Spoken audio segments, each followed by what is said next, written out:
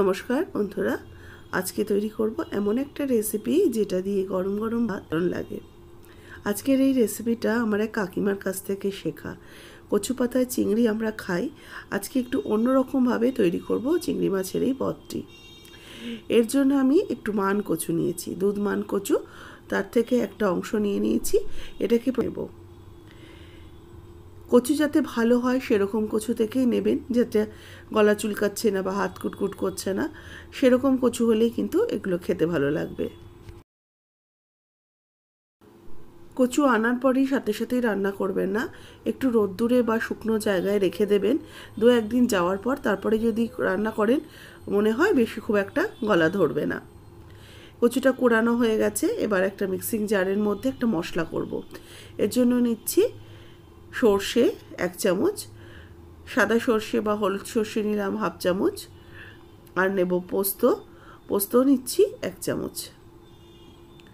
এর সাথে নেব একটু লবণ দিয়ে ভালো করে শুকনো একটু ঘুরিয়ে নেব। শুকনো সর্ষে আর পোস্তটাকে ঘুরিয়ে নিয়েছি। দেখুন সর্ষে পোস্তটা বেশ মিহি করে কিন্তু গুঁড়ো করে নিতে হবে।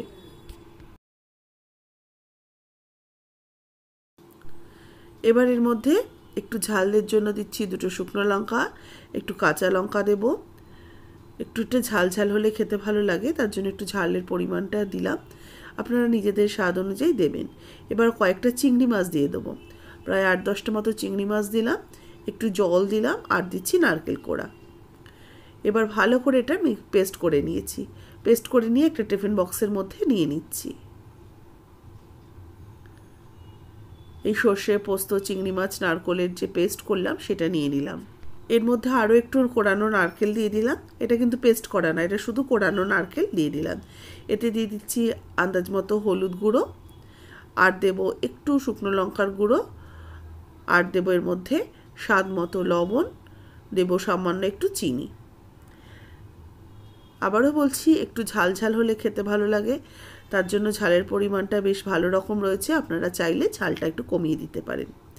এবার আমি 2 চামচের মতো কাঁচা সর্ষের তেল দিলাম, দিয়ে সমস্ত কিছুকে ভালো করে এটাকে মাখিয়ে নিচ্ছি।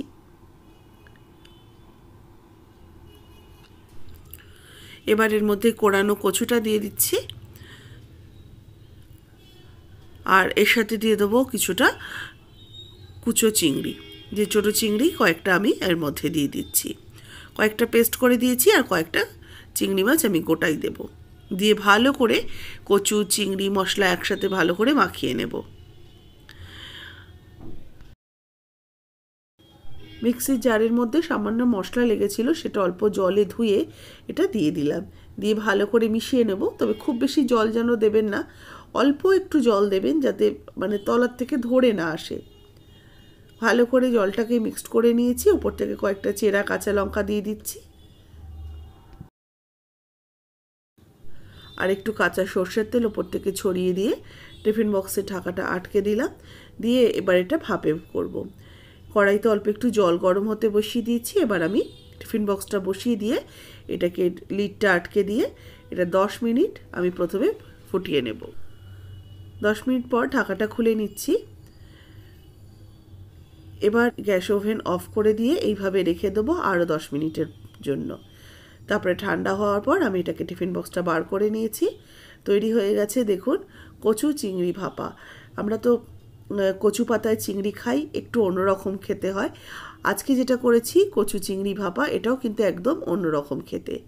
রেসিপি ভালো লাগলে অবশ্যই লাইক শেয়ার করবেন, যারা নতুন দেখছেন অবশ্যই করে সাবস্ক্রাইব করে পাশে থাকা বেল আইকনটা প্রেস করে দেবেন। আমি যখনই কোনো রেসিপি আপলোড করব আপনাদের কাছে তার নোটিফিকেশন পৌঁছে যাবে। আর উপর থেকে ভালো করে এটাকে মিশিয়ে নিতে হবে।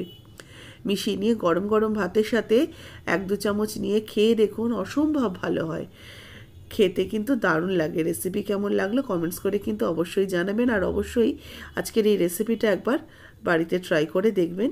কেমন লাগলো কমেন্টস করে জানাবেন। যারা ফেসবুক পেজ থেকে দেখছেন পেজটাকে ফলো করুন, রেসিপিটাতে একটা লাইক দিন, শেয়ার করুন প্রচুর প্রচুর করে।